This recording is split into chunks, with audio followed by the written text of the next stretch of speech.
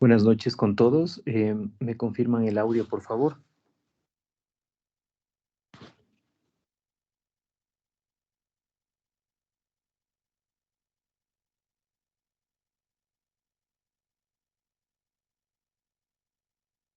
Buenas noches, ¿me confirman el audio?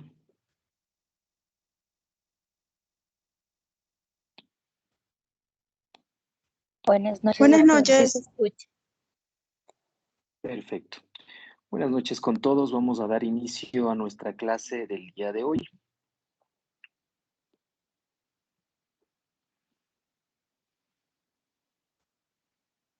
Okay. ¿Sí visualizamos la pantalla? Sí. Ya, muy bien. Vamos ahora a referirnos a nuestro último trastorno de los electrolitos que nos falta por conversar y es la hipocalcemia, ¿no? Denme un segundito hasta acomodar esto de la conexión.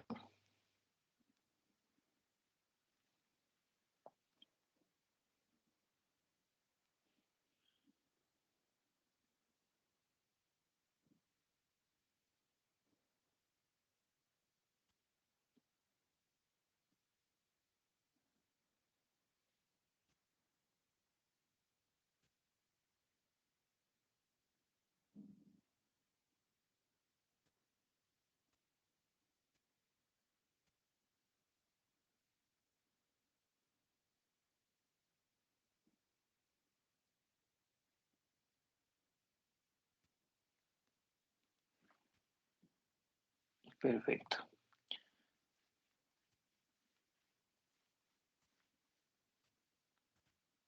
Muy bien, entonces nos vamos a referir en esta noche acerca de la hipocalcemia, que es otro de los trastornos frecuentes que ustedes en la práctica diaria lo van a tener. Muchos de ustedes se desempeñarán como médicos residentes en sus diferentes unidades, en el servicio de emergencia, en medicina interna e incluso en el servicio de cirugía también. ¿Cómo vamos a definir lo que es la hipocalcemia? Los valores normales, obviamente, del calcio es necesario tomarlos en cuenta porque tendremos aquí un calcio total o en su defecto, ¿sí? O en su defecto también podemos tener un calcio iónico. Cuando ustedes toman en referencia el calcio total, ¿sí? Los valores de referencia suelen estar entre 8.5 a 10.5 aproximadamente miligramos decilitro. ¿Ok? Mientras que si ustedes toman en cuenta el calcio iónico, ¿sí? Aquí van a tener ustedes más o menos entre 1.15 a 1.25 milimoles por litro. Esto sí se expresa en milimoles, ¿no? También podrían expresarlo en miligramos decilitro, en donde ahí el valor está entre 4.5 a 5.5 miligramos decilitro. ¿Ok? Entonces, mucho ojo con estos valores. Para yo hablar, esto hablaríamos de valores normales. Para yo hablar de hipocalcemia, entonces yo puedo decir que tengo o puedo tener dos valores o un calcio total menor a 8.5 o en su defecto un calcio iónico menor de 1.15 o en su defecto menor a 4.5 miligramos decilitro. ¿Estamos? Es importante entonces conocer estos puntos de corte. 8.5 cuando utilizas el calcio total, es decir, este, y menos de 1.5 milimoles por litro cuando utilizas el calcio iónico o si el laboratorio te manifiesta en miligramos decilitro, menos de 4.5. ¿Ok? Esos valores son importantes y debemos recordarlos. ¿Ya? ¿Cuál es la diferencia entre calcio total y calcio iónico? Por lo general, el calcio total se encuentra ligado o unido a una proteína, que en este caso va a ser la albúmina. Es decir, hay una relación entre el calcio total y los valores de albúmina. ¿Qué quiere decir eso? Que cuando existe deficiencia de albúmina, se ve esto o esto repercute en los valores de calcio total. Cuando ustedes tengan el calcio total, entonces deben también tener los valores de albúmina. ¿Qué quiere decir esto? Que se deben ajustar cuando los valores de calcio total cuando la albúmina está baja. Valores bajos de albúmina también generan o pueden generar falsos valores bajos del calcio. Y así más o menos hay una relación, ¿sí? Que se manifiesta que por cada gramo de albúmina baja, prácticamente ustedes deben sumar 0.8 miligramos de cilitro. Más o menos hay esa relación, ¿sí? Al valor del calcio, ¿ya? Les repito, por cada gramo de albúmina que baje de su valor normal, no se olviden que el valor normal de la albúmina está por encima de 3.5, ¿sí? Gramos de cilitro. Por cada gramo que baja la albúmina, ustedes tienen que subir o corregir el valor de calcio total, esto calcio total, y deben subirle 0.8 miligramos de cilitro. ¿Ok? Está claro esa corrección que hay que hacer. Esta corrección, doctores, se lo hace exclusivamente con el calcio total. Al calcio iónico no se le ajusta, ¿sí? Ahora, al calcio total se hace este ajuste siempre y cuando la albúmina esté baja. Pero si la albúmina está normal, ¿sí? Es decir, entre 3,5 y 5 gramos de cilitro, que suele estar la albúmina en parámetros de referencia normal, si está normal no tienen que hacer ningún ajuste, simplemente ese calcio que les reporta el laboratorio es el real. El ajuste solo va cuando los valores de albúmina están bajos. Por ejemplo, aquellos pacientes adultos mayores que tenemos nosotros que llegan caquéticos y que lógicamente en un estado de sarcopenia importante y que vamos a tener valores bajos de proteínas, entre ellos de albúmina, en estos pacientes, obvio, estar muy atentos porque seguramente ese valor del calcio total está sesgado, es falso. Entonces, siempre pidan niveles de albúmina para corregir si es el caso. Si la albúmina está normal, entonces no tienen que corregir nada. Ese valor del calcio total es el real, ¿sí? Ahora, en la mayor parte de los laboratorios, de los hospitales públicos, ustedes van a encontrar el calcio total. El calcio iónico es un poco más costoso como reactivo, entonces probablemente no lo tengan a disposición, ¿sí? Pero si pueden optar por elegir uno de los dos calcios, ustedes elijan el calcio iónico. O sea, si en mi hospital tengo calcio total y calcio iónico, le mando a hacer calcio iónico para no tener que hacer ningún ajuste o no correr el riesgo de que ese valor del calcio puede estar sesgado por los valores de la albúmina. ¿Estamos claros, doctores? ¿Alguna duda sobre este detalle que les acabo de indicar? Calcio total se ajusta con la albúmina. Si la albúmina está normal, entonces no hago ningún ajuste. El calcio iónico no se ajusta con la albúmina. El valor que les da, ese es. ¿De acuerdo? ¿Estamos claros? ¿Alguna duda, pregunta?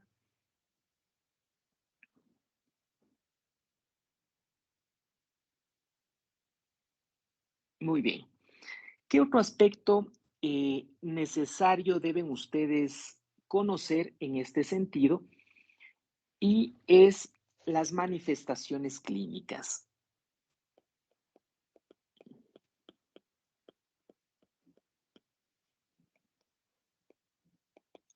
¿Cómo te va a llegar un paciente que probablemente se encuentre con un problema de hipocalcemia?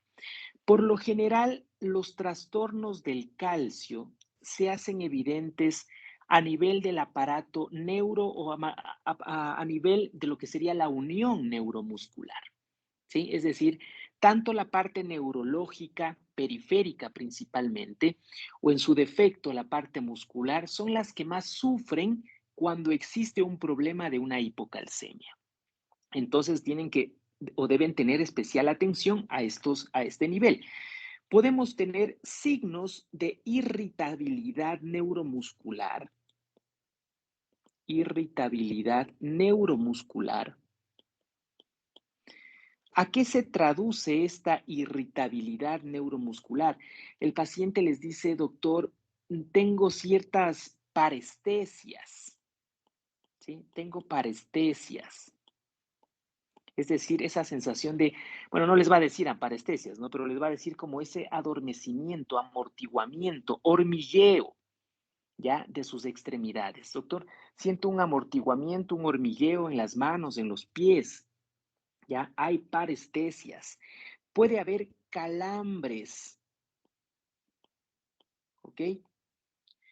Podemos tener a este nivel también laringoespasmo. Y producto del laringoespasmo, obviamente, puede haber problemas de tipo respiratorio, ¿ya? Puede haber trastornos de depresión, psicosis, ¿sí? Miren, trastornos de este tipo, neuropsiquiátricos, ¿ya? Podemos tener también alteraciones a nivel del electrocardiograma, principalmente a nivel del QT, alteraciones en el QT. Hay un QT prolongado, ¿ok? Aquí nosotros podemos tener dos signos que de seguro lo habrán escuchado en algún momento. Tenemos por un lado el signo, no se ve muy bien, el signo de Trousseau y de Chebostek. Deben haberlo escuchado en algún momento ustedes.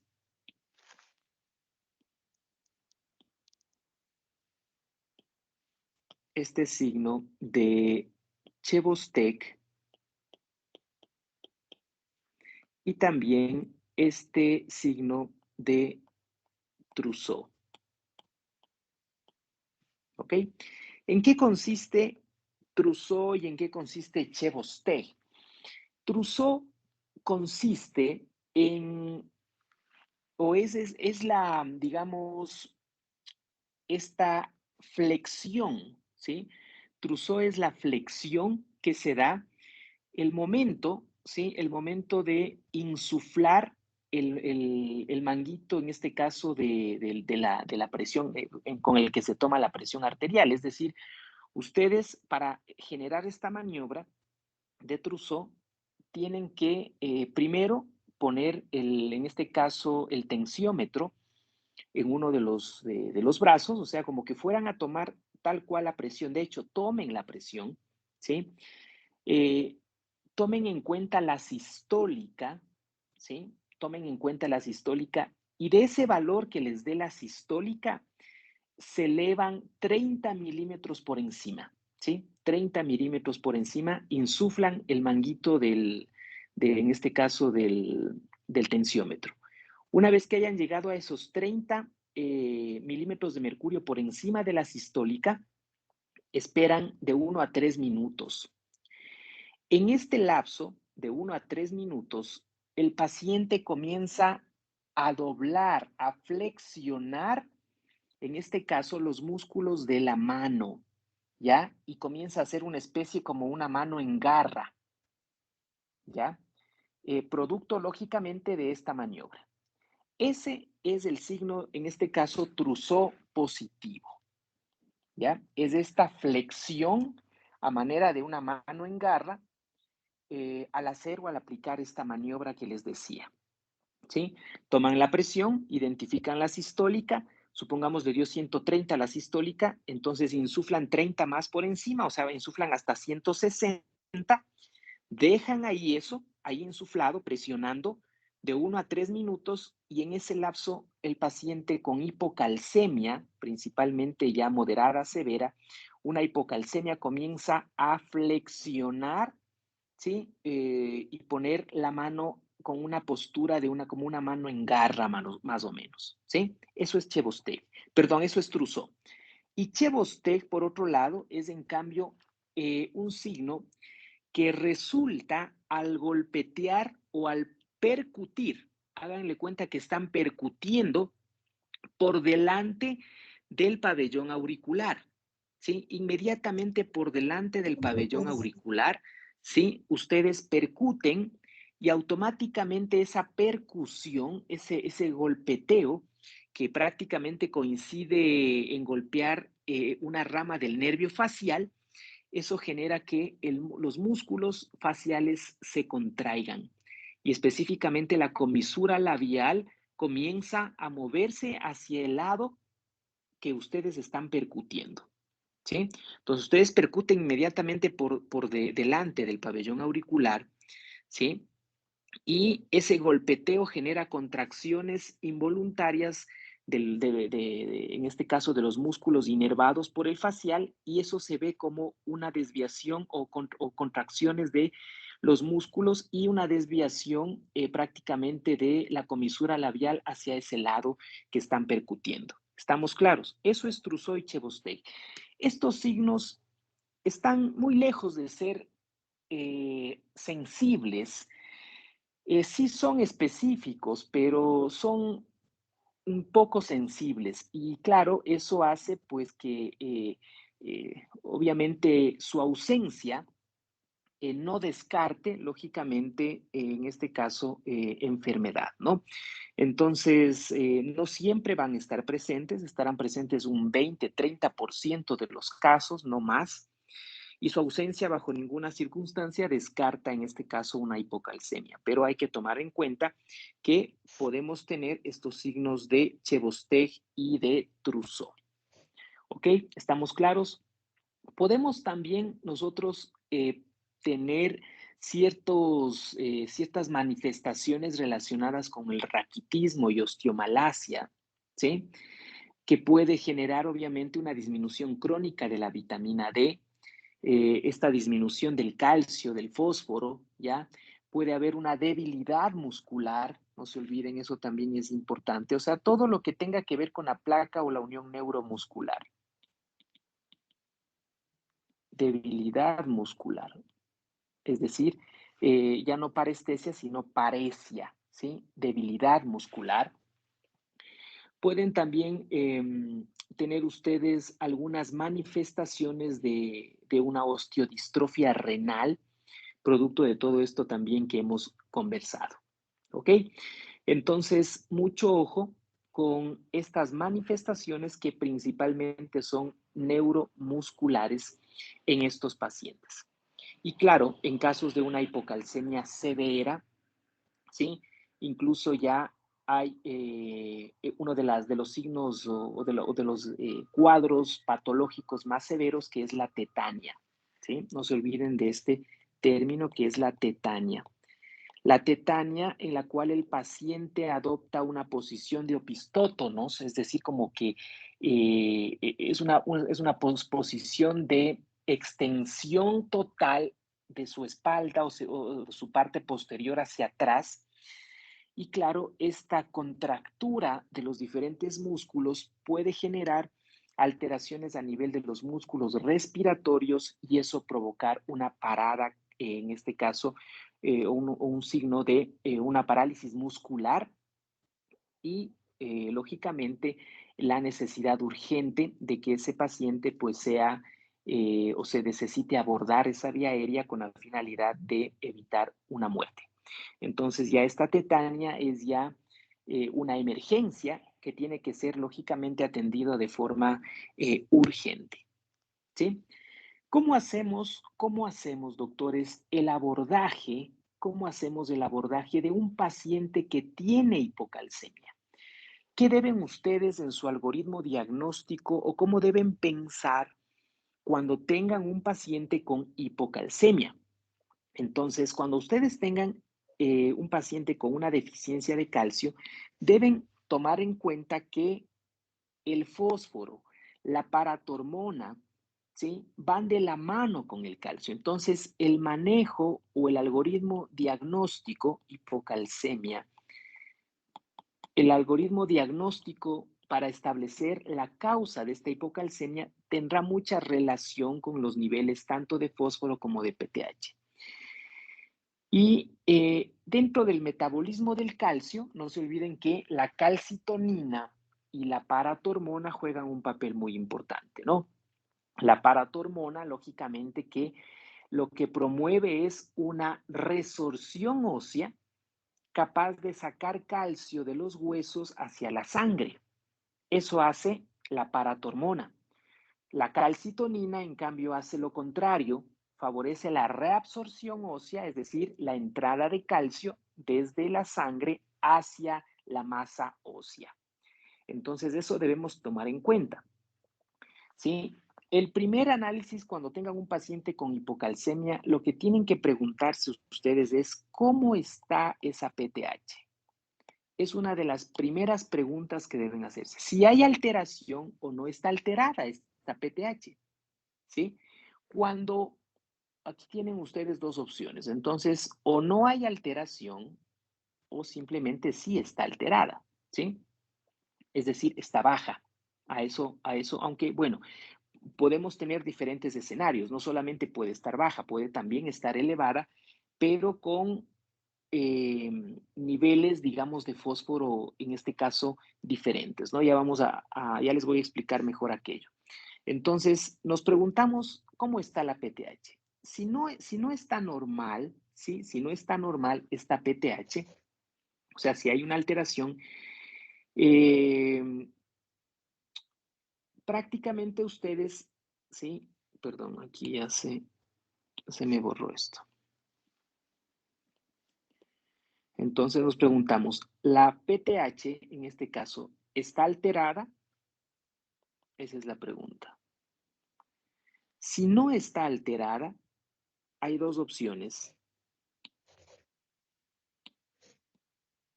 Que se trate de un déficit de magnesio o en su defecto que pueda también existir una insuficiencia renal crónica, ¿sí? Sobre todo en estadios iniciales. No se olviden que el magnesio depende mucho o influye mucho en los valores del calcio, a tal punto que si ustedes no tienen valores normales de magnesio, ese calcio no se les va a corregir jamás. Es algo parecido a lo que ocurre con el potasio también, ¿sí? Entonces, ojo con esto. Por lo general, cuando el magnesio está menos de 0.8 mil equivalentes por litro, es donde yo puedo hablar de un déficit de magnesio y debo lógicamente tratar esto. Estos escenarios pueden por lo general ocurrir cuando hay diarrea, cuando hay vómitos, ¿sí?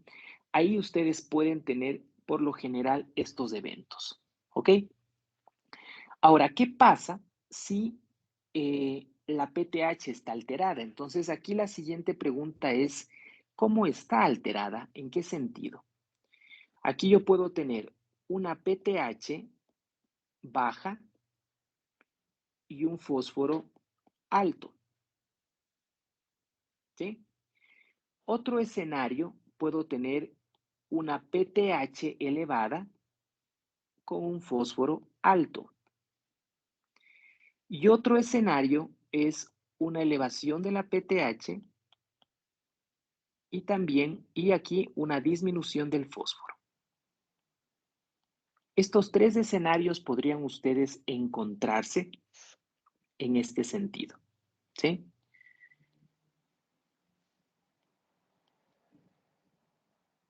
Entonces, miren qué nomás hemos necesitado para hacer este abordaje, los valores de PTH en primera instancia y si es que hay alteración de la PTH, pues también conocer los valores del fósforo, cómo se encuentra el fósforo. Entonces, en el primer escenario, si ustedes tienen una PTH baja y un fósforo alto, esto definitivamente se conoce como un hipoparatiroidismo. hipoparatiroidismo. Y esto, por ejemplo, ustedes pueden tener en pacientes postquirúrgicos, pueden tener esto en un síndrome del hueso hambriento, así se llama. Síndrome de hueso hambriento. En pacientes sometidos a radioterapia, ¿sí? O en una hipocalcemia congénita, es decir, de tipo congénito. Bien. Ahora, cuando ustedes tengan un aumento de la PTH y un aumento del fósforo, esto se conoce como un hiperparatiroidismo, un hiperpara secundario, por lo general, hiperpara secundario.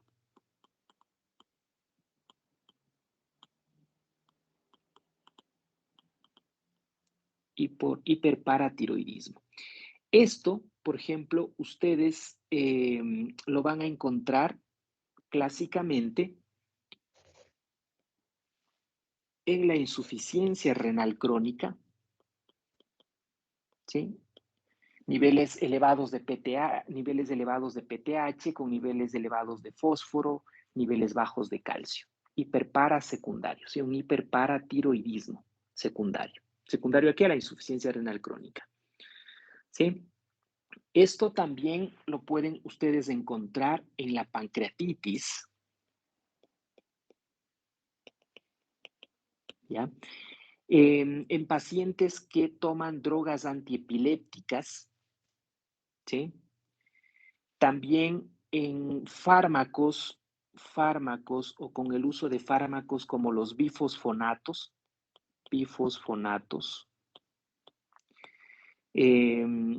el ketoconazol, ¿sí? La gentamicina, por citar algunos, ¿ya? Entonces, miren, como causa principal, aquí hemos hablado de cuando hay una disminución de la PTH y un aumento del fósforo, eso es un hipoparatiroidismo. Y si la PTH está alta y el fósforo está alto, esto es un hiperparatiroidismo. Y cuando la PTH está alta y el fósforo está bajo, aquí lo relacionamos esto con una deficiencia de vitamina D. ¿Ok? Esa sería la causa que tendríamos nosotros que buscar en este paciente, deficiencia de vitamina D. ¿Ok? Y claro, tendremos que tratar el trastorno subyacente, el trastorno de base, para, lógicamente, que no se vuelva a repetir esta hipocalcemia. ¿Sí? ¿Estamos de acuerdo en ese sentido? Entonces, ¿qué van a tener ustedes en el postquirúrgico? Me refiero al postquirúrgico de tiroides, ¿no? Por si acaso, el postquirúrgico aquí de tiroides, que por lo general suele ser uno de los más frecuentes. ¿A quién no nos ha pasado en nuestra guardia médica el cirujano oncólogo o el oncólogo, sí, el cirujano oncólogo te opera un CA de tiroides y resulta que horas más tarde ese paciente presenta ya con parestesias, ya existe calambres, y es decir, se encuentra ya incluso puede llegar hasta una tetania, y claro, es secundario en este caso a un hipoparatiroidismo porque durante la cirugía de la tiroides también se fue llevando las paratiroides, que no se olviden que se encuentran por detrás de la glándula tiroides y que muchas veces es una complicación de una cirugía de tiroides el que lógicamente se vean también afectadas las paratiroides. Como son 4, no siempre se afectan las 4, dependerá la severidad o el grado, dependiendo si se afectan las 4 o 3. Si se afecta una, poco será realmente la repercusión en este sentido, por eso es que no todos los pacientes sometidos a cirugía de tiroides consumen calcio de mantenimiento, ¿no? Entonces, miren qué importante esta situación, ¿no? Entonces, hemos establecido algunas de las causas o las causas principales, ¿sí? De una hipocalcemia, desde el déficit de magnesio, ¿no es cierto?, que puede ocurrir en situaciones como diarreas, como vómitos, ¿ya?, hasta ya alteraciones de la paratormona y también del fósforo. ¿Alguna duda en este momento? Entonces, así con este algoritmo más o menos deben ustedes pensar o abordar al paciente cuando se encuentre con niveles bajos de calcio, ¿sí? ¿Alguna duda por parte de la clase?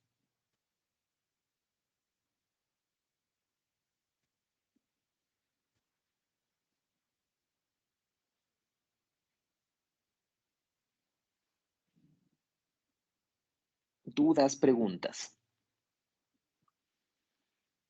¿Sí me están escuchando?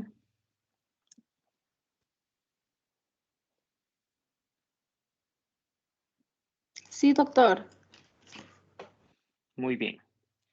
¿Dudas? ¿No hay ninguna duda? ¿Estamos claros? Perfecto. Ahora, ¿cómo voy a hacer la compensación de una hipocalcemia? ¿Cómo voy a compensar? Ojo que en estas clases magistrales se pretende enseñarles la esencia, las cosas masticadas, como se dice vulgarmente, para que ustedes puedan actuar de forma rápida, práctica, ¿sí? Esto en su guardia médica, un algoritmo diagnóstico, un algoritmo de tratamiento, les va a permitir a ustedes resolver el problema y simplemente saber qué hacer en esos momentos. En ese momento ustedes no tienen tiempo de sentarse a estudiar y a leer hoja por hoja un tratado de medicina interna. Eso lo harán en su tiempo libre, complementarán la información, profundizarán algún tema, pero lo que pretendemos en estas clases es darles ese conocimiento sintetizado, capaz de que pueda ser utilizable por ustedes en sus guardias y que sobre todo les permita salvar vidas. ¿Ok? Entonces, ¿cómo va a ser la corrección o el manejo, ¿sí?, en este caso, de una hipocalcemia?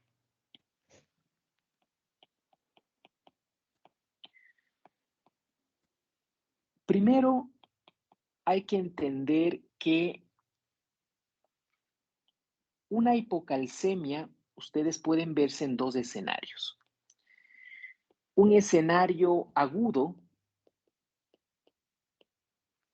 un escenario crónico. En la literatura no hay o no existe, digamos, algo establecido como si lo hacíamos en la hiponatremia, menos de 48 horas, más de 48 horas. Aquí más bien se establece si es agudo o crónico en base a si existen o no manifestaciones. Es decir, que dentro de lo que sería en lo agudo hay ya manifestaciones clínicas. Aquí existen manifestaciones clínicas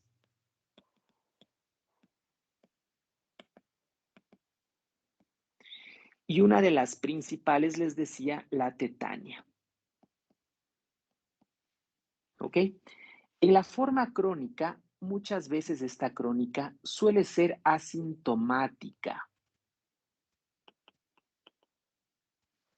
¿Ok? Y aquí, lógicamente, el tratamiento en lo agudo, esto tiene una connotación de urgente. Tienes que tratar eso urgente, ¿ya? En cambio, dentro de lo crónico, digamos que no es urgente, pero tienes que establecer una terapia de mantenimiento. Aquí hablemos de un mantenimiento.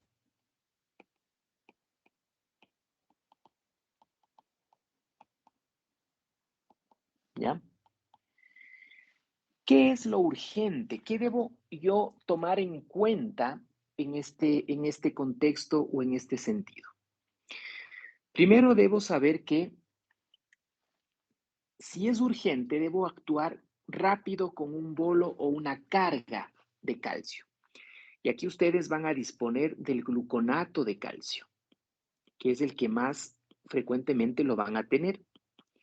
Gluconato de calcio. Ustedes van a diluir o le van a pedir a la enfermera que prepare una dilución de 1 a 2 gramos de gluconato de calcio, esto es de 1 a 2 ampollas, y le van a diluir esto en 50 ml de dextrosa. Miren que les estoy dando ya de una vez en qué tienen que diluir. Dextrosa al 5% en agua.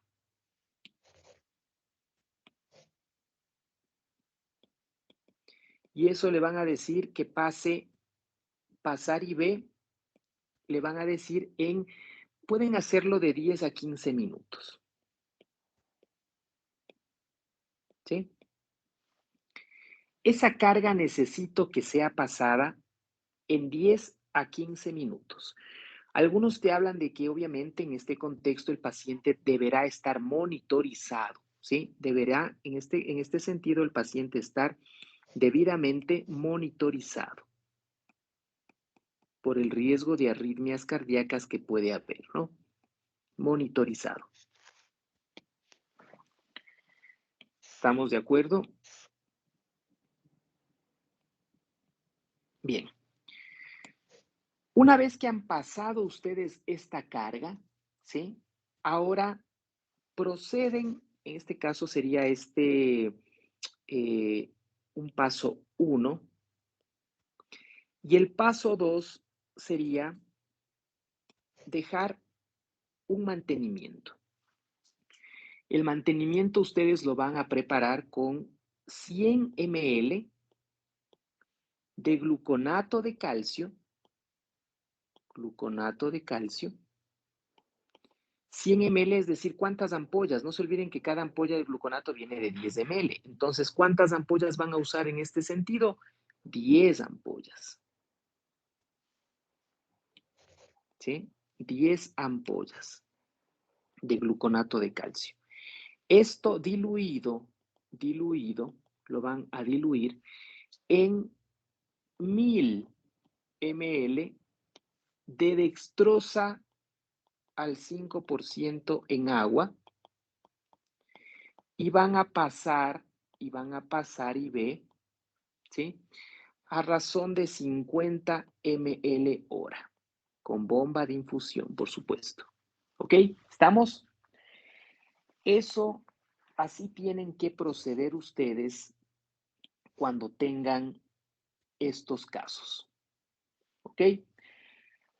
Ya están en su guardia médica, tienen un paciente que comienza a hacer manifestaciones clínicas de una hipocalcemia, tienen un posible detonante como un postquirúrgico de tiroides, si tienen tiempo rápido, niveles séricos de calcio, ¿sí? Y si no, muchas veces toca hacerlo empíricamente, pero claro, siempre tomando en cuenta el contexto del paciente, tomando en cuenta los antecedentes. En este caso, si es un paciente postquirúrgico de una cirugía de tiroides que empieza con calambres, con opistótonos, es decir, y el paciente comienza a presentar ya signos de parestesias, definitivamente está con manifestaciones, entonces amerita un tratamiento agudo. Rápidamente, puedo hacer ya esta carga del gluconato de calcio, 1 o 2 gramos, o sea, 1 a 2 ampollas en 50 ml de dextrosa al 5% en agua, y paso eso en 10 a 15 minutos. Después de eso le digo, licenciada, por favor, prepáreme 10 ampollas de gluconato en 1000 de dextrosa al 5 en agua, y vamos a pasar eso a 50 ml hora, ¿sí? Y le van a hacer lógicamente el control en este caso, de los niveles de calcio. Háganlo por favor cada 6 a cada 12 horas. Estén pendientes de estos valores, de cada 6 a 12 horas, ¿sí? Todo dependerá, por supuesto, de cómo esté, en este caso, la disponibilidad de los electrolitos.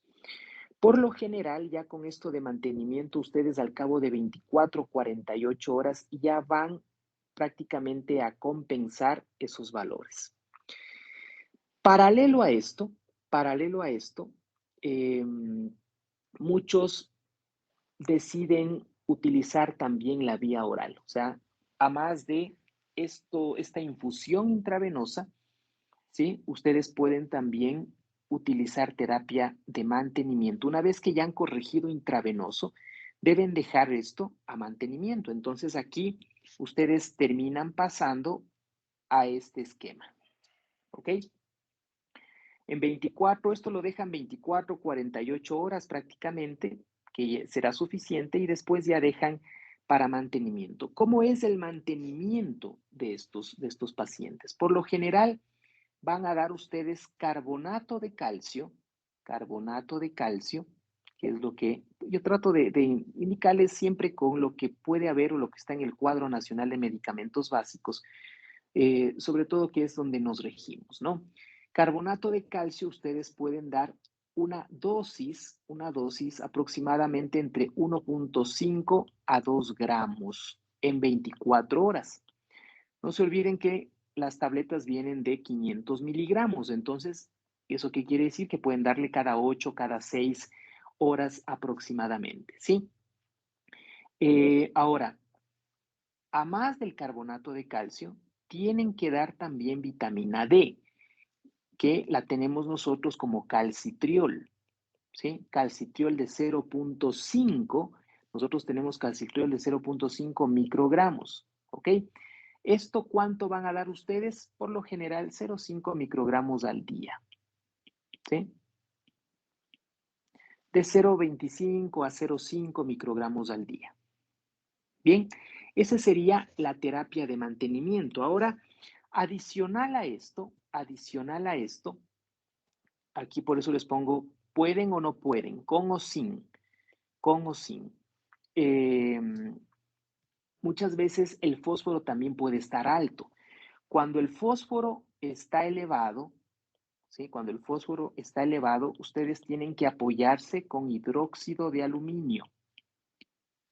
¿Sí? Ustedes recuerdan, este es un antiácido que viene en la milanta y esos, ahí encuentran el hidróxido de aluminio. Solamente si hubiera un fósforo elevado, por lo general más allá de 6,5, más allá de 7, ya pueden dar en este caso en conjunto, pero no lo den muy cerca, obviamente, del carbonato de calcio, ¿sí? Porque puede ejercer un efecto quelante, ¿no? No se olviden que el fósforo, ¿sí? Y el calcio, lógicamente, perdón, en este caso el hidróxido de aluminio, con el calcio pueden tener un efecto quelante, ¿sí? Entonces, les sugiero que primero en la toma, primero se use el hidróxido de aluminio y después pueda tomar el calcio, ¿ok? Entonces, pero si no, si el fósforo no está elevado, entonces no tienen por qué dar ustedes hidróxido de aluminio, ¿ya? ¿Cuánto le vas a dar de hidróxido de aluminio? Le puedes dar de 5 a 10 ml vía oral, ¿sí? Cada 6 a 8 horas, hasta que se te vaya corrigiendo los niveles del fósforo, hasta que se vaya reduciendo estos valores de fósforo, ¿sí? Y claro, si es que la hipocalcemia es crónica, simplemente pasas directamente a esta terapia de mantenimiento, ¿no? No hay necesidad. En cambio, si es que es agudo, primero esto lo vas a mantener por lo general, te decía, en las primeras 24 a 48 horas vas a estar con estas infusiones intravenosas y después ya pasas, ¿sí? En este caso, ya después de las 72 horas, ya pasarías también a esta terapia de mantenimiento. Ahora, puede darse el caso de que en esta parte urgente, ¿sí? Puede darse el caso de que a las 24 horas, tú a las 24 horas ya debes tener un cambio significativo en los valores, ¿no? Si a las 24 horas no se han corregido, ¿sí? No se han corregido. Si dentro de 24 horas no se ha corregido la hipocalcemia o realmente no ha habido un incremento en los valores, tienes que administrar sulfato de magnesio. ¿Ok? Tienes que administrar sulfato de magnesio. ¿Cuánto vas a usar de sulfato de magnesio? Vas a usar una ampolla que es 2 gramos, ¿sí? O sea, 2 gramos de sulfato diluido en 100 ml de dextrosa al 5% en agua. Y eso le vas a decir a la enfermera que pase intravenoso en 20 minutos, ¿sí? Y automáticamente vas a ver que el calcio comienza a elevarse. Pero si es que no se corrige, te decía en el tiempo de 24 horas, si no se corrige, ¿ok? Si no se corrige.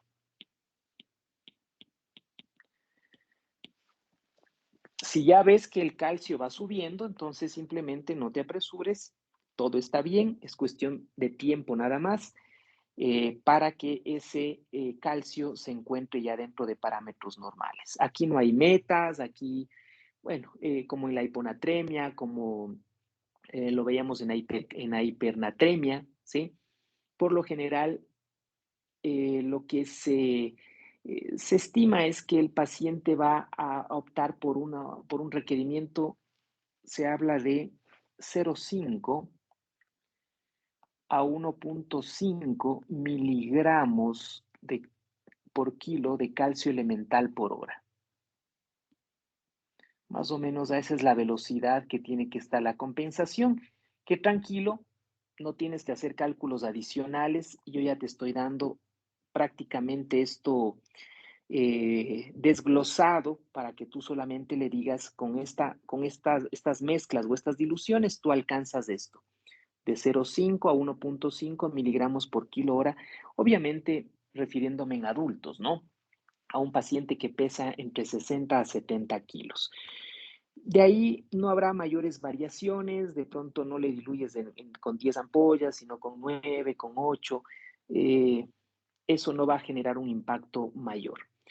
Pero más o menos a esa velocidad está de 0,5 a 1,5 miligramos por kilo hora de calcio elemental. A eso me faltaba indicarles. Por lo general, cada ampolla o una ampolla de gluconato de calcio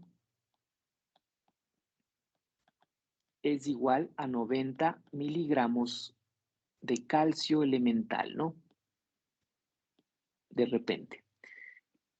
Este dato para que puedan hacer los cálculos si es que quieren aplicar esta velocidad de infusión de 0,5 a 1,5 miligramos, esto es miligramos de calcio elemental por kilo hora, ¿no? Entonces no se olviden, una ampolla de gluconato de calcio es equivalente a 90 miligramos de calcio elemental. 2 ampollas, 180, ¿sí? Si es que les sirve eso, esto les podría servir, lógicamente, si quisieran hacer una aproximación a esto. Caso contrario, en términos generales, para que no se me confundan, ¿sí? Como les decía, la idea es actuar rápido. Tendrían más o menos un esquema como el que les estoy mencionando. No se olviden el sulfato de magnesio, ¿sí? 2 gramos de sulfato de magnesio diluido, ¿sí? Estos 2 gramos en 100 ml de dextrosa al 5% en agua, y eso van a pasar intravenoso en 20 minutos, ¿ok? ¿Alguna duda que tengan, doctores?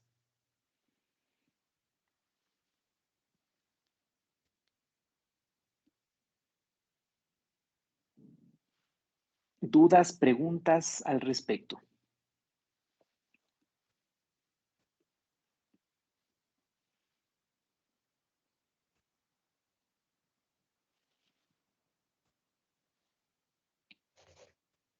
Doctor, una preguntita. En el caso de mantenimiento, hasta qué tiempo se les puede, o sea, se le puede aplicar este tratamiento, el carbonato de calcio? ¿Cuántos días? No, eso hasta, por lo general estos pacientes con esta hipocalcemia siempre habrá que analizar la causa, insisto. No te olvides que en el algoritmo de las causas, ¿sí? Si es un postquirúrgico, lógicamente, y se llevaron esas paratiroides, es posible que necesite eso indefinidamente, pues, ¿sí? Si es por un vómito o una diarrea, entonces será hasta que pare ese vómito o esa diarrea, ¿sí? Ujú. O sea, no sabría decirte, dale 3 días, dale 10 días, o sea, todo dependerá de la causa. Si la causa es reversible, será hasta que se revierta la causa. Si es Listo, irreversible, doctor. entonces va a ser indefinido. Por ejemplo, un insuficiente renal crónico, ¿sí? Esos riñones que ya estén en diálisis, obviamente ese paciente vas a tener que darle carbonato de calcio y calcitriol indefinidamente, ¿ok? Entonces, todo dependerá de si la causa es reversible o irreversible, ¿sí? Entendido, doctor. ¿Alguna, Gracias. algo, perfecto, alguna otra duda, alguna otra pregunta? Doc, yo tengo una pregunta. Estamos colocándole dextrosa, ¿verdad?, al paciente. Y si un caso es un paciente Sí, diabético, ¿lo manteníamos con sus ya. antidiabéticos orales o cambiaríamos insulina? No. Hay una premisa que ustedes, bueno, ya les he de enseñar cuando hablemos de cetoacidosis diabética, que es una de las clases que también hemos de hablar. Eh, Pacientes con estancia hospitalaria no antidiabéticos orales, ¿sí? Paciente hospitalizado, utilicen insulina, un esquema de insulina de los que ya aprenderemos. Sí, paciente hospitalizado no. Ahora, si este paciente es diabético y tienes que compensar el calcio, pues simplemente le tendrás que subir la dosis de la insulina para evitar que se te vaya a subir con estos 1000 ml de la dextrosa. Ojo que tampoco es mucho, ¿no? Prácticamente es 1000 en 24 horas, porque los otros 100 ml es del gluconato de calcio. Entonces, con 1000 en 24 horas, un diabético, por cada 1000 de dextrosa, tú solamente aportas 50 gramos de glucosa. No te olvides que por cada 1000 de dextrosa, al 5% hay 50 gramos de glucosa. Eso no es algo significativo, ¿sí? De pronto se te puede subir, simplemente le ajustas por ahí el esquema de insulina y listo, ¿sí? Traten de usar la dextrosa en agua. ¿Por qué? Les decía porque generalmente el calcio, el magnesio, son muy lábiles y se pierden y que, claro, por los mecanismos de cotransporte y contratransporte y transporte de membrana en general, se aprovecha mejor la infusión o en este caso se aprovecha mejor el electrolito cuando se diluye en la dextrosa al 5% en agua. ¿Ok? ¿Alguna otra pregunta, alguna otra duda que tenga?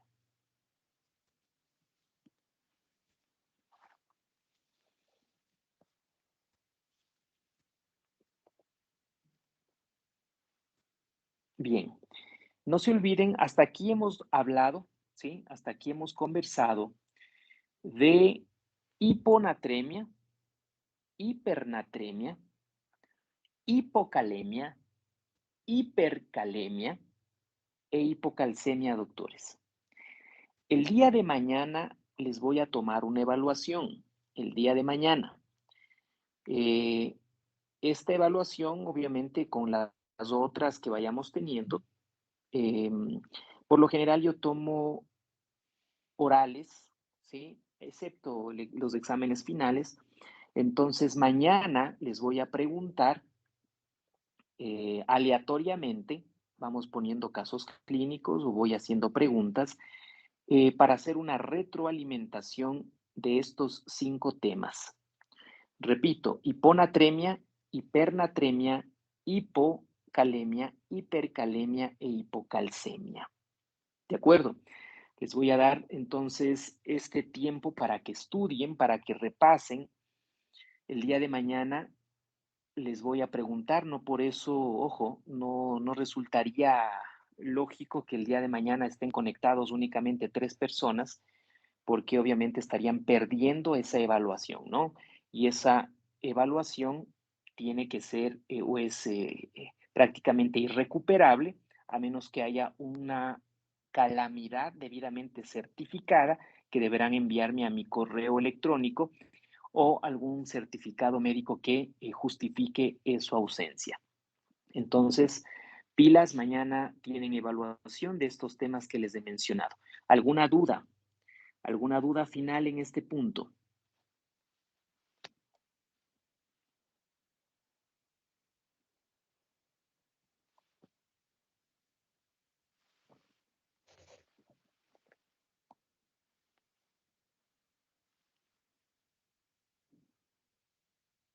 Bien, entonces les voy a dar este tiempo, por favor, para que puedan estudiar. Y mañana, de las clases, ¿no? De las clases. No voy a ahondar en los artículos que les he enviado. Netamente serán las clases a lo que me refiera. Si vamos a resolver un caso clínico, pues ha de ser de prácticamente todos los conocimientos que hemos adquirido en las clases. ¿De acuerdo? Entonces nos vamos a ver el día de mañana. Por favor, no falten mañana a la clase. Eso es una evaluación y eso es importantísimo para que ustedes puedan ser promovidos del diplomado. ¿De acuerdo? Nos vemos entonces el día de mañana a las 8 de la noche. Que tengan todos ustedes una feliz resto de noche. Estudien. Hasta mañana. Buenas noches, hasta Gracias. mañana. Hasta mañana. Gracias, doctor. Buenas noches.